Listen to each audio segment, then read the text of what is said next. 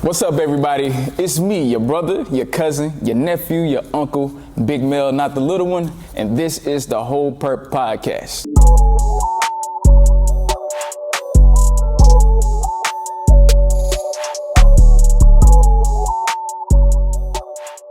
What's up, everybody? Welcome to the Whole Purp podcast, where the whole purpose is the whole purpose. I am your host, Big Mel, not the little one. And today we have a special guest. This individual is a former player. He ranked as one of the top 10 high school basketball players in the nation. He was one of the starting guards for Clifton University, and he went on to play professional European basketball. He was a member of the NBA Player Association, where he represented and he helped manage multiple NBA lottery picks. And also as a coach, he helped Baylor University basketball program make it to the Elite Eight in the NCAA college basketball tournament for the first time ever in 2010. Now he's currently coaching, and he's the athletic director for the New Garden Friends School. Let's give it up for Mr. Coach Dwon Clifton. How you doing, bro? Good, man. Good to see you. And Thanks for having me. might I say, this is my actual brother. So how's it going, bro? It's going good, man. I'm glad you had me on this. It's great to see you doing this. Obviously we brothers, so getting to see you in this type of element is refreshing, man. I'm proud to see it. So I'm glad to be able to be here and be part of it. I'm excited, man. It was, like I said, it was just the thought of reaching out to you. I was like, man, I know you got a busy schedule and everything. So I was like, man, I just know it'll be a blessing to get them on the set. And I know you have a lot that you could give to the people. So thanks again for coming out, man. So my pleasure, bro. Yeah. So we're going to go ahead and start off the show. We like to start off every episode with a fellowship and toast. We want to toast to you for being, the dynamic person that you are. We want to toast to the guests that are watching today, that are tuned in. We appreciate you, and we want to just toast to the Whole Purp podcast as a platform. So what would you want to toast to today? Positivity, man. Yes, sir. Both of us are fathers. Just the positivity and being good fathers, being present. Yeah. And just a good energy in the world, period. Absolutely. You know what I mean? Yes, sir. Yes, sir. Salud. Cheers to that. Yes, sir. Cheers to you guys. Yes, sir. All right, man, let's make it a show. So, as I said, we have Coach Clifton in the building today, and we're going to do what we call blast the past. So, just starting off, tell us, how was it growing up as a youngin', coming from where you came from? Growing up, Lewisburg, North Carolina, small country town. At the time, one stoplight, probably got a couple more now. But the world was literally a place where we could just explore. Small town, but it felt very, very big. A place where you could feel comfortable getting on your dirt bike, your BMX bike, riding from the country all the way downtown, getting a chance to just explore the outdoors with your buddies. Play kickball, play tackle football in the backyard. Good time. It was a place where a lot of people on the poverty line, below the poverty line, fighting hard to stay above the poverty line. That was my social circle. But none of us felt that, because we had each other. Everybody's the same. Iron was sharper than iron, and so I thoroughly enjoyed my childhood. Sometimes I wish I could go back, because life at that time was just seemed so much more simple. So I growing up just tried to do anything that allowed me to compete and fellowship with people. I didn't see it that way at the time, but it was the social aspect for me, I think, that kept me wanting to play those kickball games, wanting to be out in the backyard and put together teams and have tackle football. Wanting to play basketball at anybody's house who had a goal. It was the social aspect that kept the community together. It was a place where we could be fighting one day we could fight that morning and be playing Yep. Nintendo together at each other's houses later, and those were just, to me, the good old days. It was. I know you said that fellowship and stuff. With your introduction into sports, what was like your introduction into like basketball, to be specific? Like, what was the thing that made you feel like, you know what, I want to do this. This is what I can do. To be honest, started growing a little later. Like I said, I played anything with a ball in it growing up, but as I started to grow, like towards the end of middle school, going into high school, looking like I would get a little bit taller than I thought I would, I started taking the game more serious. But to be honest, it was the stuff that the game made me feel. Like basketball is just the ultimate team sport, because it's the one sport that you have to play both sides of the ball together. You know what I mean? Yeah. Football, you can be an offensive person and go sit on the sidelines while your teammates are playing defense. You can sit there and cheer. Basketball, to me, ultimate team sport, because it's fast-paced at times, and you got to be able to play offense and defense together as a unit. So it exposes character flaws. You know what I mean? That's true. And it showed me some stuff about myself that I didn't even know was there at the time, like the insecurities that I had, trust issues that I had, and when you create that type of that level of consciousness in a kid, a lot of things positive can happen from that when you put the right people around them. And so that right there was that gravitational pull for me. And obviously right now I'm describing it that way. At the time I didn't know that was what was pulling me, but it was pulling me. Right. And it really piqued my interest, and I fell in love with it. Yeah, I can imagine that. Like, listening to you explain it like that, I can see how, as an adult looking back, like you say, hindsight is 20/20. You look back like, man, that really, it molded you into, somewhat helped mold you into the man that you are today, right? Yep.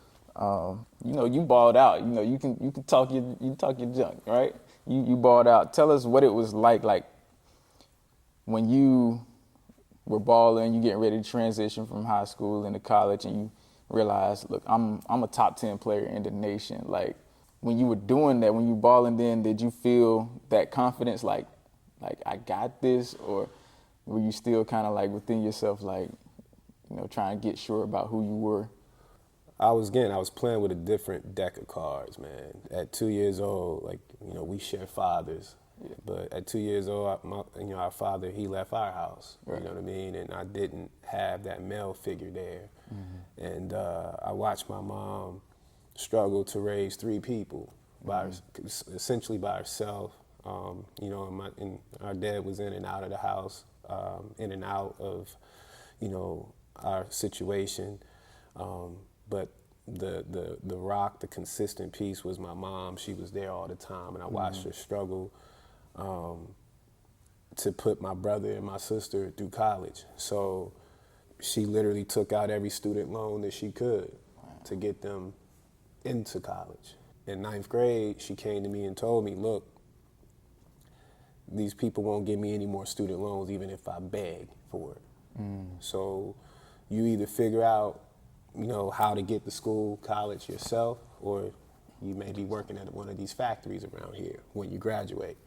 That's a heavy statement to make to a 14, 15-year-old. But I knew I had a gift. I knew I had a talent to play. At that point, the levels were turned up. I didn't really fear the game as much as I feared failing and not being able to succeed in a way that I knew this is kind of my way out, so to speak. So I played with a chip on my shoulder, and a sense of like purpose. Yeah. That was kind of unmatched by other people a lot of times. And they didn't understand where that fire was coming from, but it was there, And so as I got into that level of being recognized as a top player in the nation, it was still overshadowed by the fact that I knew this had to work. Right. If I get hurt, if this or that, so I never felt comfortable in Yeah. it. You know what I mean? There was always some level of like anxiety that I felt more off the court than on the court because of that fear of something that I couldn't control taking that opportunity away from me. So once I signed my scholarship and knew I was enrolled in college, that's when I kind of felt like I could breathe a little bit. Yeah, you got over that mountain. That first little hurdle. Yeah. So transitioning from that, then going into college, you go to the Clemson University. Tell us about that stint there while you were there with Clemson. I know you were a starting guard there. Now that you had you jumped that first hurdle, what was the next driving force? What told you like, hey, this ain't it, we need more? to be honest, man, like I went going to private school in high school, leaving Lewisburg and going to a private school and getting a chance to see how people who grow up with wealth live. I was the youngest in my household. Like you the youngest of all the siblings, but I was the youngest in that house. So I was the baby, you know. So I got a chance I had to watch and learn from everybody else's actions, and it taught me to be observant in a lot of ways. So I paid attention to a lot of things. So when I moved to the city that I was living in and going to school, my mom moved me away from Lewisburg. I lived with a host family. It was a white family that the father was like a financial advisor, successful businessman, you know, had wealth. So I was a fly on the wall to different types of conversations that were being had as far as just them taking care of their family business and how he moved, and he had multiple houses, and like I didn't even know it was possible. Right? You know what I mean? I really didn't. So to hear people talk about another mortgage or like buying another property, it planted a seed in my head. So when I got to college, obviously everybody's thinking, if I'm good enough to make it to Clemson to play basketball, I'm good enough to possibly make it to the next level to play. Because you don't get there unless you know, extremely talented and driven. So my focus shifted to how can I figure out the next step of what's my life gonna look like.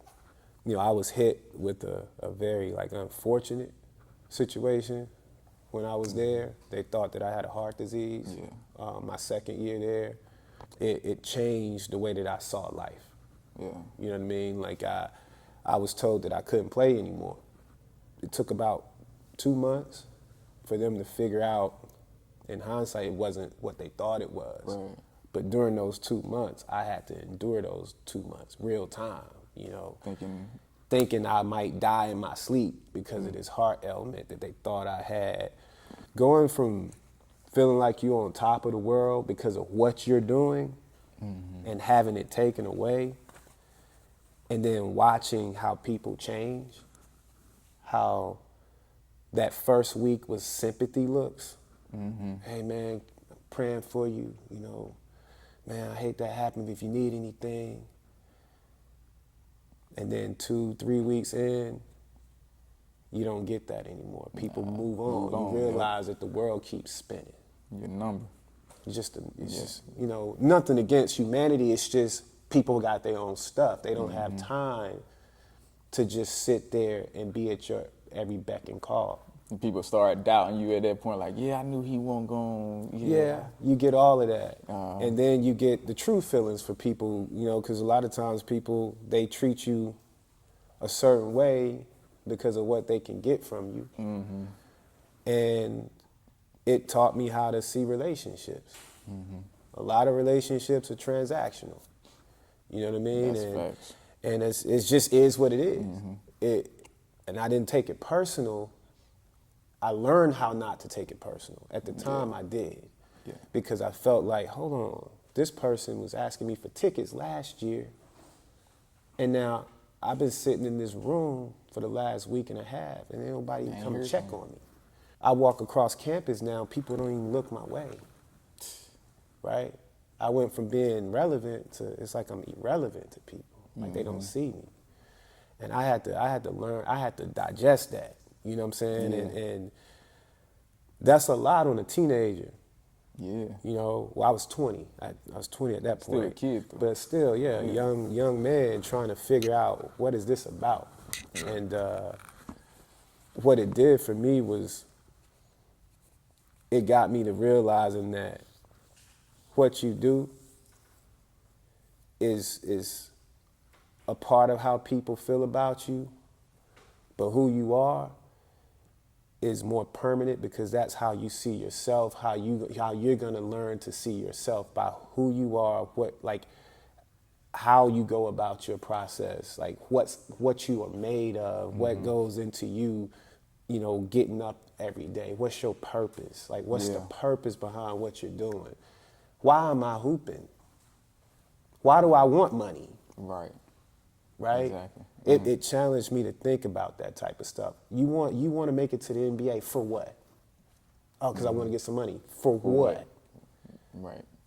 What is this lead? What's your end game? What's your end game? It literally changed how I saw stuff, and it was probably one of the worst and best things that ever happened to me in my life because I started to really peel back layers of the things that I was going through, and it became no longer about basketball anymore. It was about finding myself and finding my peace. The Whole Purp podcast is brought to you in part by Ill Incomparable Incorporated. We're all ill in our own righteous way. Visit our store where you can get the Whole Purp merchandise, anything from dad hats, beanies, tumblers, laptop sleeves, hoodies, glasses, tees for tots, and many more items. Go ahead and support, check us out, and get perped up. Now, back to the show. Yeah, that's perfect segue for the next segment we call inspiration, right? So going through that, you know, in your younger years, today, you know, fast forwarding up to today, what would you say your biggest inspiration today is? Who or what is that? I would say my biggest inspiration is a who, but it's that 6-7-year-old me. You know what I mean? Yeah. Like the stuff that person didn't have. The stuff that I knew at that time I felt I needed. Being a young black kid in a small town, it exposes you, especially in the South, to all the elements of life that affect you. Stereotypes, people thinking that they know you before you walk in the room, your own people putting you in a box that they feel like you are us, so you should do this, this, this, and this. All of that. But everything that young person got a chance to experience, from the racism, you know, wanting to spend the night at a friend of mine's house who's happened to be white, but parents telling them, nah, you can't let that black kid stay here. Like, that's a real thing that happened to me as a kid. That's wild. You know, because back then it was house phones. Yeah. You couldn't mute it. You had to cover the phone up. So to literally hear one of my good friends that I played, you know, t-ball and Little League baseball with be told by his parents, who? The black guy? No, he can't stay here. And not knowing what to do with that. Yeah. But carrying the sting that put in my spirit, I carried that, even though I couldn't make sense of it. Knowing that I needed guidance, but I didn't know I needed guidance. I was just out here hoping that I would be blessed enough to get around the right people who would give me good stuff. And thankfully I was. I had some good coaches. That's one of the good things about being in a small town. I had some good coaches who knew my mom, who knew my people, who would correct me, my behavior before I even got to the house. Yeah. But my biggest inspiration is that little kid who I used to be, who I still am, is inside of me. That kid, knowing what that kid needed, but also knowing how far that kid has come, and knowing that I now have a responsibility to pay that. You know what I mean? I got to pay that forward, because coming from where we come from, you either dead, in jail, or on the way, right? But I sit here now full of life, full of purpose. Successful. In my own way, knowing how to look at success and how to perceive what success is really the biggest thing. Like, my biggest competition is the mirror, right? And I know how to count my blessings, and I don't block my blessings by comparing my blessings to yours. It's not about you. Respectfully, it's not about anybody else. It's about me. It's about what I'm supposed to be doing. And to be able to even articulate that right now from the kid that I used to be, it inspires me every day to make sure that I do something to infect the next kid in the right way. So yeah, that's my inspiration, man. That's dope. Cause I've seen you in action a few times, and the way you are with the youth, like that. What you said your purpose is, your inspiration is, it reflects in what you do with the youth. I've seen you mold kids and their own confidence do a complete 180. I've seen them buy into everything that you say. You even did that for me when I was coming up. You know, you was probably a teenager then. Like, and I remember certain things you would do. Like, if I would come by, you know, and I would, you know, spend some time with y'all. You know, I'd get out there and play some basketball with you, and you was coaching me then, and you was building my character then. Cause I remember the times I would get frustrated, like, I can't do this, I can't do a shot. You drip, like, hey man, you got this. Look, don't, you know, you tell me, look, don't get in your feelings, you know, this and that. Like, that shows how much that really stuck in, because this was what, possibly 20 years or more ago, and I can still remember it, and you've been doing that ever since. And I see you do it now with your kids, and with the, you know, when I say your kids, I'm not meaning just your biological kids, right. I mean the kids that you coach and everything. And I've watched from afar, I've seen them grow and, you know, become not only great players, but some great young men as well. The character that you are helping them build is showing. Yeah. So, but speaking of kids, you know, you've been married, you said 20 years. Yeah. You know, you got 2 young boys. How much has family been an inspiration for you when it comes to, you know, what you do now as far as your drive, your purpose? How much has family been on that? Huge. Family, but I would say more so family as it ties to legacy. You know what I mean? I don't think we speak about it enough, you know, when it comes to what type of family tree are you creating?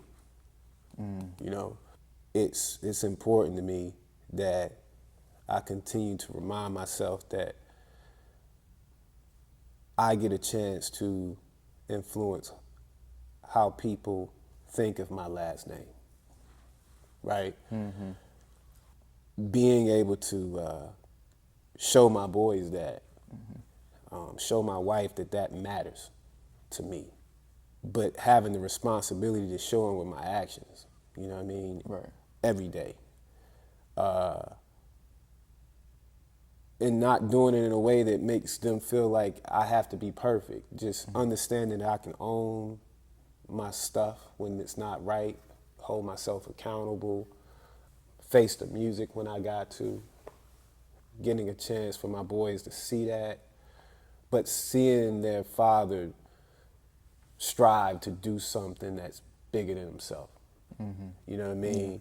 Hoping that plants a seed in their spirit and that they're inspired, because I know that their experiences in life are going to be different than mine, because I didn't have a me as a father, right? Love my father, God, no disrespect to that, but he wasn't invested in the present like I am in my kids' lives. Right. Same. Right? That's just what it is. But it made a diamond out of me at the same time. So it's a gift and a curse, but trying to make sure that what it made me and what it has created for my kids, that it doesn't weaken them. Right. Yeah. To where they stain that legacy because they're now not built to move it forward, to push it forward. So finding a way to toe that line where I allow them to feel some of the stuff that turned me into a diamond. You know what I mean? Yeah. That made me who I am. That I don't regret who I am. So I don't regret anything that happened to me.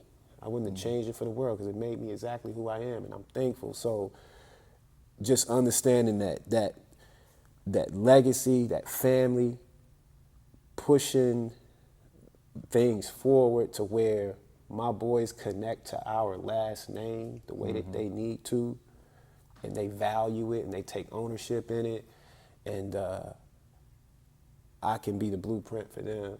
Yeah. You know, to take what I've done and take it even further. Even further, yeah.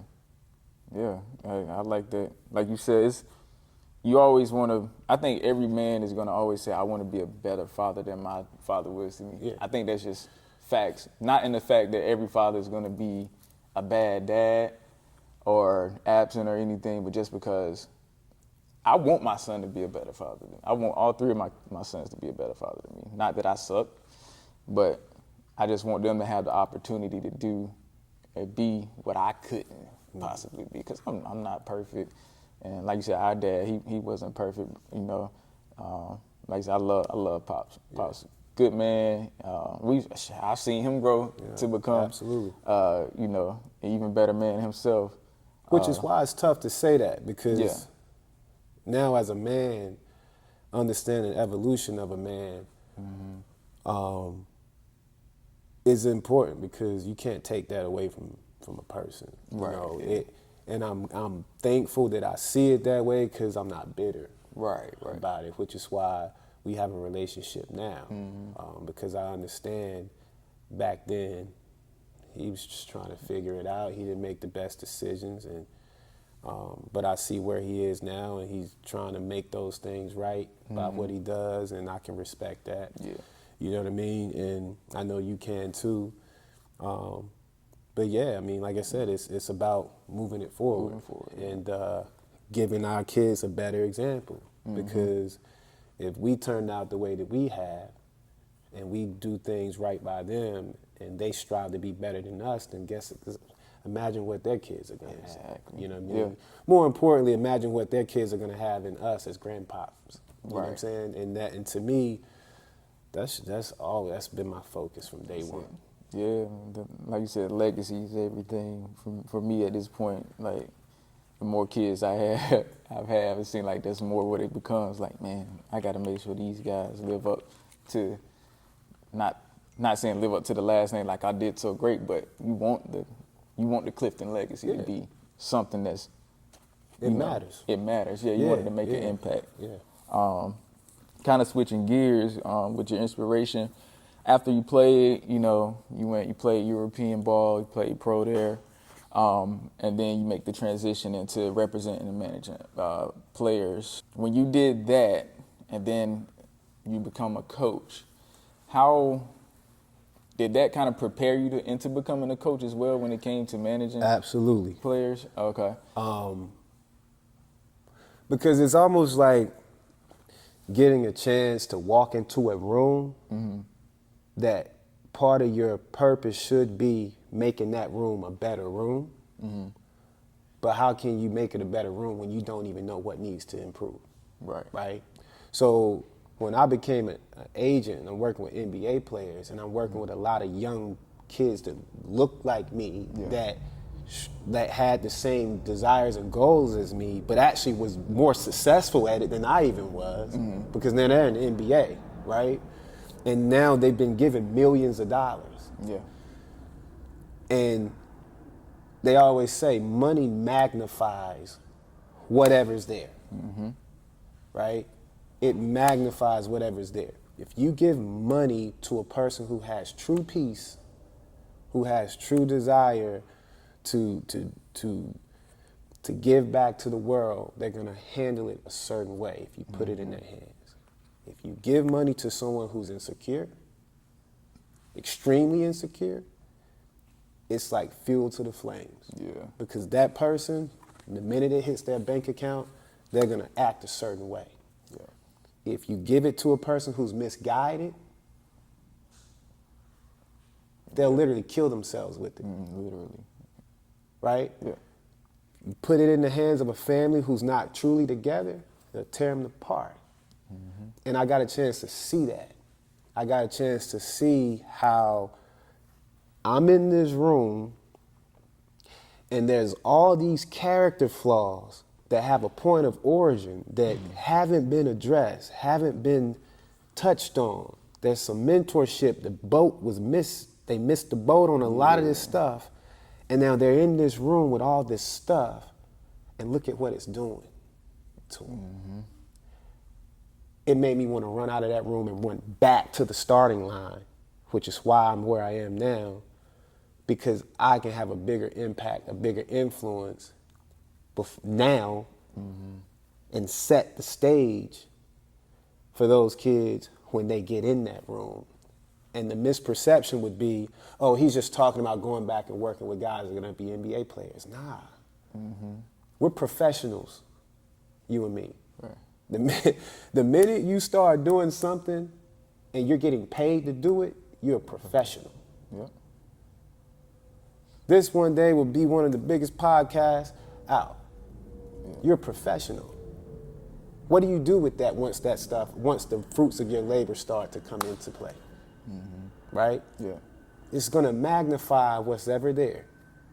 So my purpose every single day is to wake up, use the life lessons that kids are learning on a basketball court or on a field of competition, use those organic, unscripted things that hit, that expose their flaws, connect it with real life, give them perspective, have them learn those lessons along the way so that hopefully, prayerfully, when they get in that room, they're equipped with stuff, with experience, with knowledge, so that money doesn't do that to them.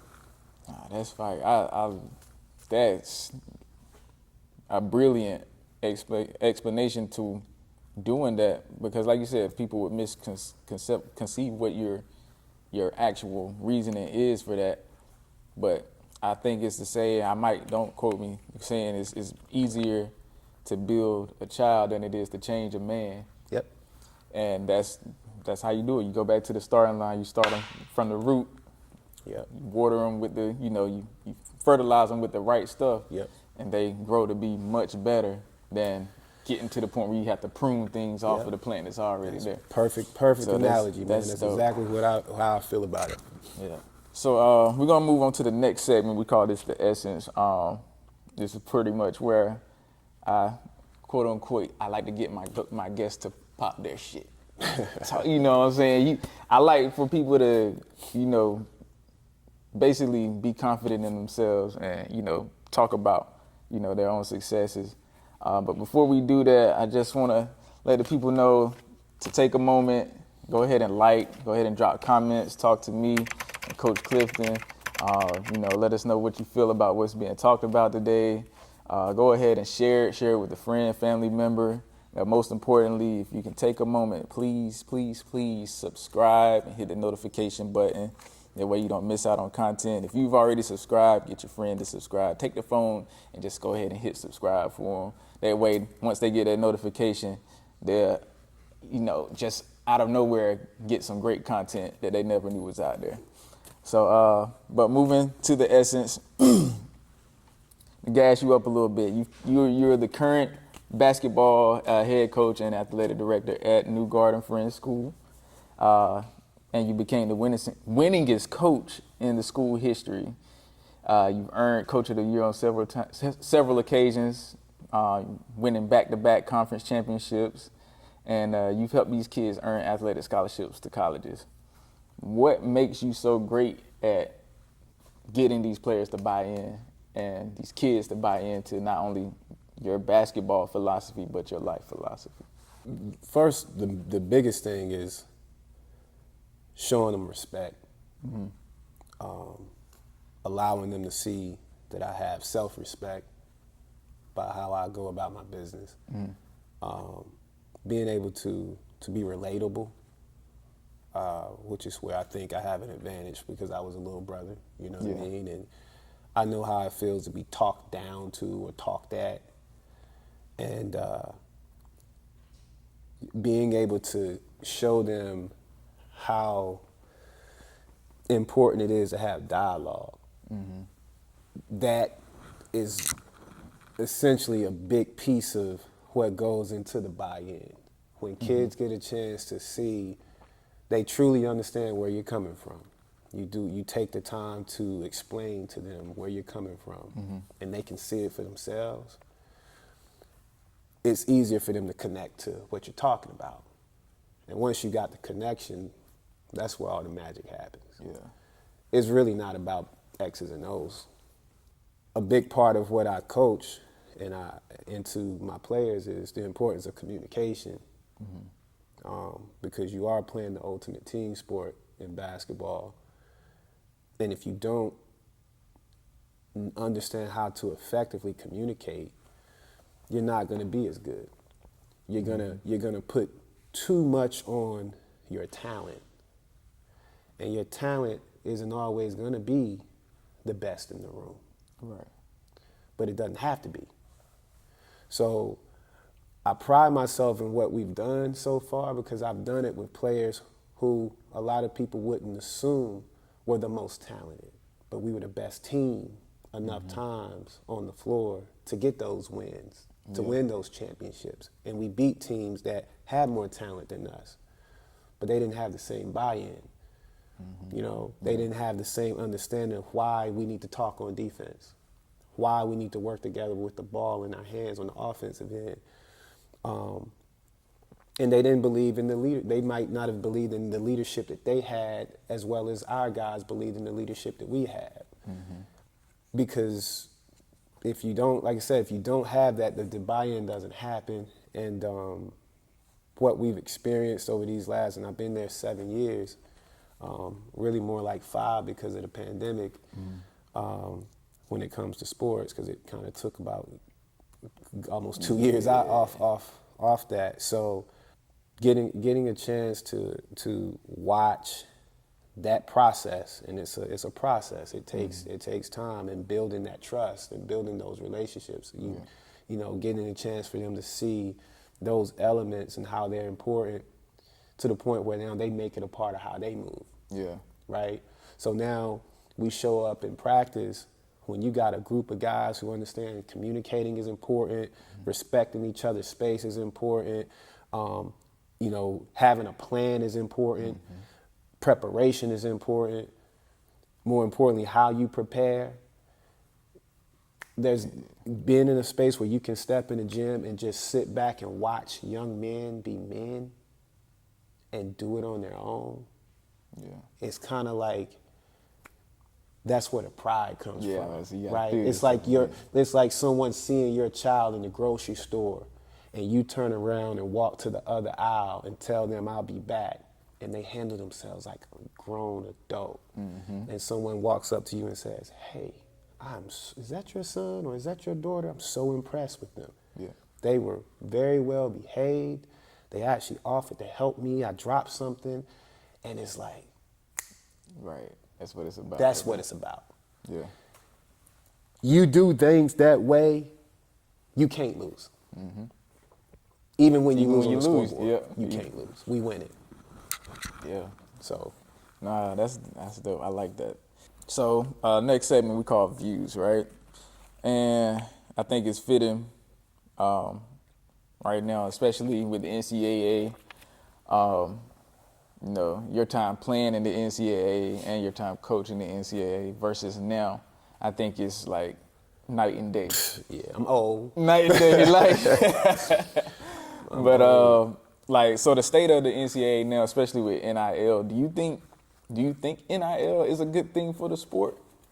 Or do you think it's possibly going to crash the sport, or does it just need some type of management? Like, Well, I wouldn't call it good or bad. I would say it's a real thing for the sport. Yeah. It's a real thing.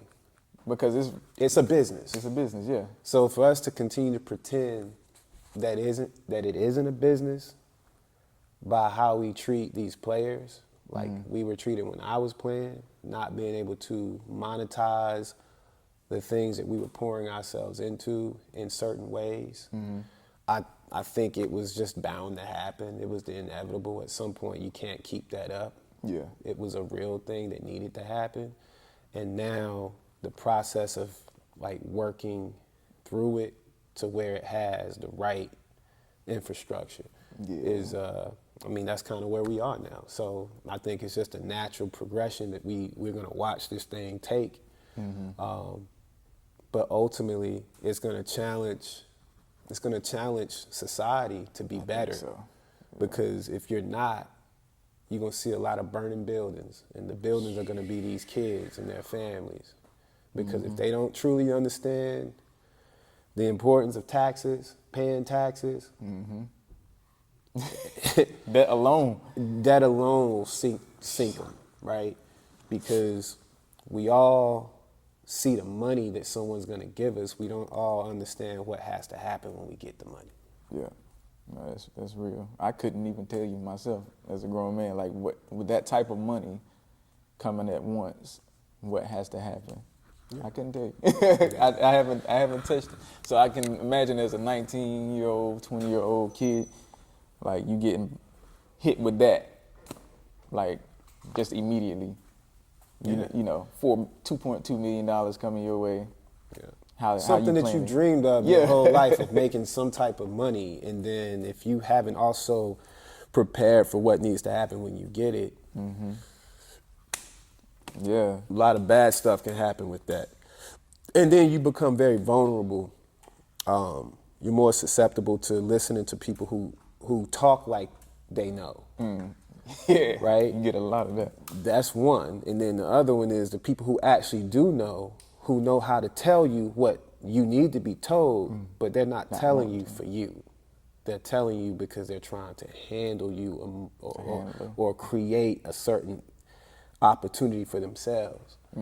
And you don't know it because you don't know what you don't know. And you're so blinded by what you need that before you know it, they done pull the magic trick on you. So You think I heard or I saw a tape that said they should incorporate salary caps, just like the leagues, NBA, NFL, like salary caps should be implemented in order to even the playing field, I guess.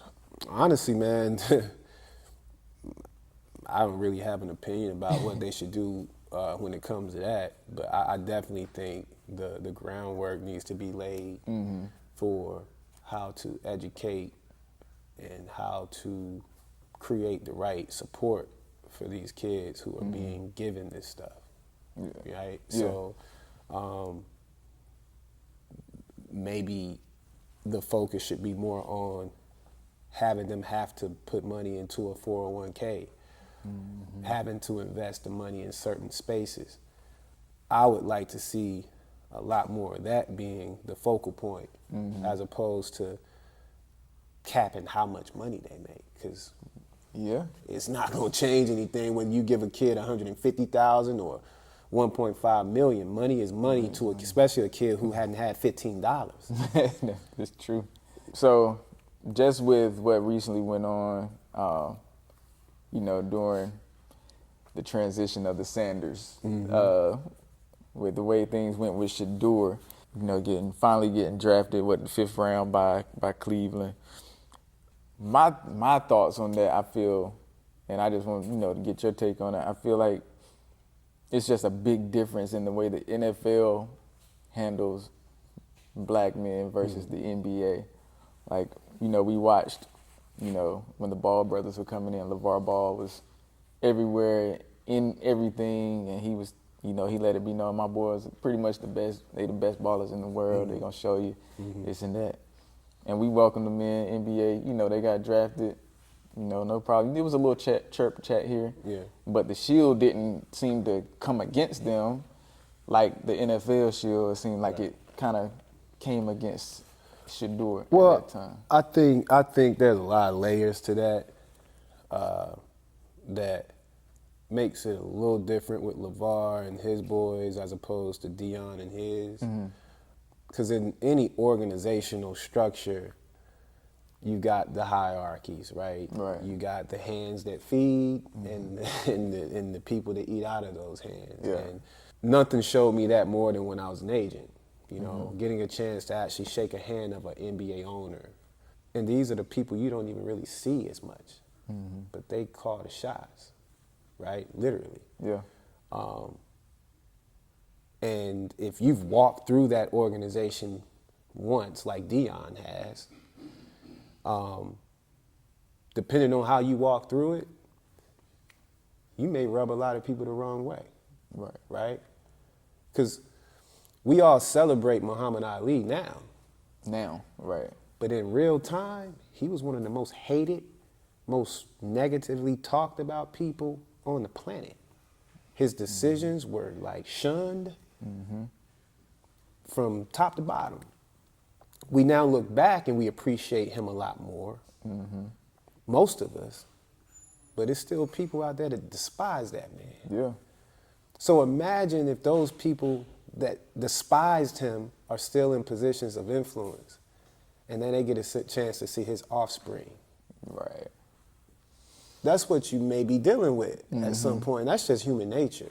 Yeah. You know, you can't prove it, but you'd be crazy to think that that's not a possibility. Definitely. So what I tend to like focus on and what I love seeing, whether people want to make it a point of conversation or not, is that in both of those scenarios, there's a father who looks like me, comes from where I come from in some ways, present. Exactly. Right?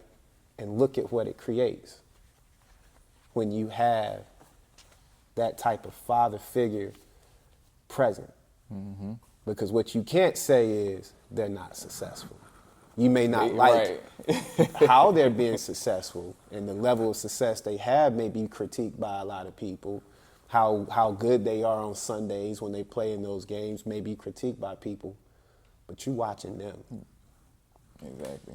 And you're not, and they're doing something that is allowing them to inspire and influence other people, which, as a father, I know you and me both, we get a chance to see our kids do something on any scale that influences and inspires other people. We're gonna be damn proud. Yeah, exactly. Yes, sir. That's it, man. So, next segment. This is the last segment here. We like to call it's the infamous Pick Six game. So sometimes we get a good laugh out of this. I like to try to make people think a little bit. It's random questions. Just to pick your brain a little bit before we exit out. So I'm gonna ask you 6 questions and get you to choose either this or that. All right. So easy one here. Start off. You prefer coaching or playing? Coaching. Coaching? Yeah. Yeah. Why did you say that? Is it just more rewarding? Rewarding? Okay. You influence the outcome a lot more. You can orchestrate a lot of things when you're able to coach and move pieces around. Yeah. And then you don't have to, like when you play, even if you're a floor general, you're still out there. So you're trying to tell people what to do, but then you also doing things wrong too. And so it's like, hey man, you should have took that shot. And then you come down and it's like, come on man, You're right. So as a coach, you stay out of the way. I got you. You can just kind of sit and tell guys, you don't have to go out there and practice what you preach on the floor. Right. No, I get it. I get it. Yeah, I think coaching make you light up a little bit just talking about it. Like, I can tell it's a passion. So what do you think is harder, speaking of like the Sanders, like LeBron, all of them, Bronny, what's harder, being the first to make it in the family or filling the shoes? of the person that made it before you? Honestly, man,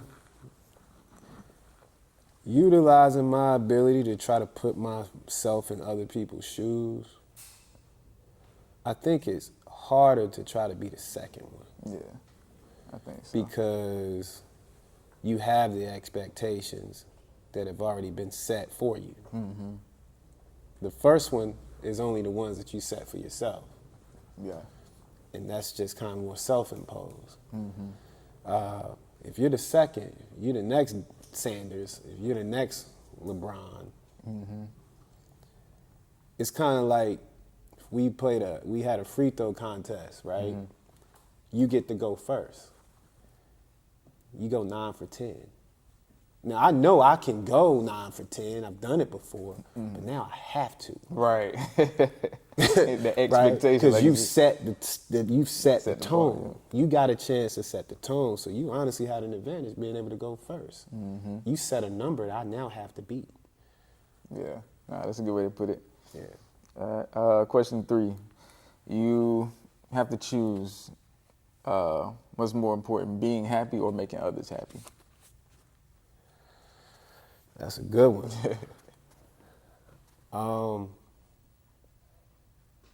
For me, that's easy. Making other people happy makes me happy. So Okay. I would just say making others happy. others happy. Making the right others happy. Yeah, it's all about perception. Yeah, like what like, others yeah, like. Am I just doing the something to ones make that people matter. Yeah. Yeah. I got you. All right. 4. You gotta choose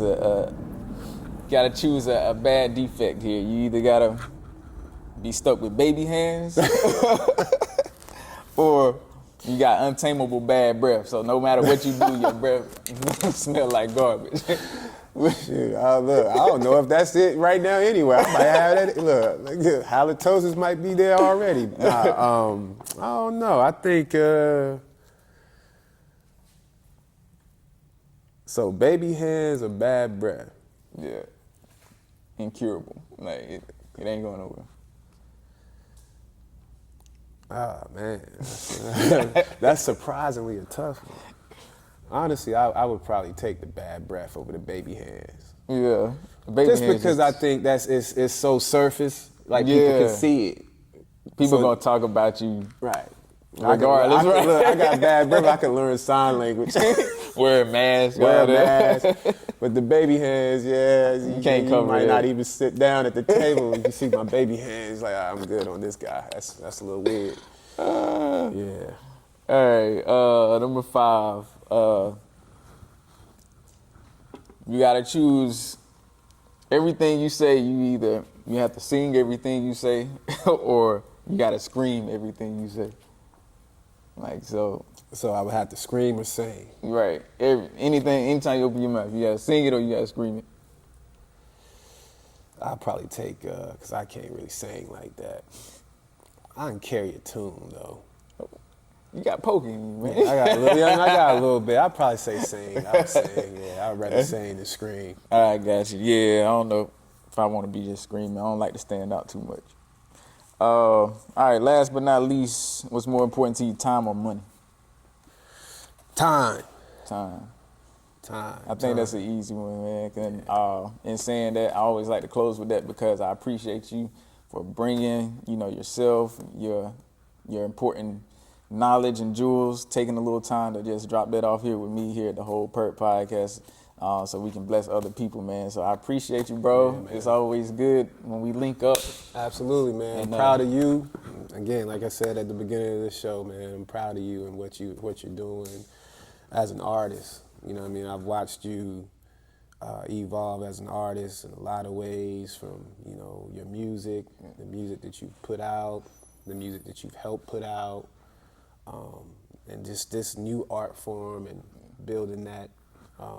Like I could tell you had that artist spirit in you from day one. So watching you evolve and walk through this journey, man, and more importantly, do it as a father, husband. That's we doing something right. Doing something right, man. It's Look, I good. appreciate you, bro. Absolutely. All right, man. Till next time, guys. We thank y'all for tuning in. We'll catch you on the next trip. Take care.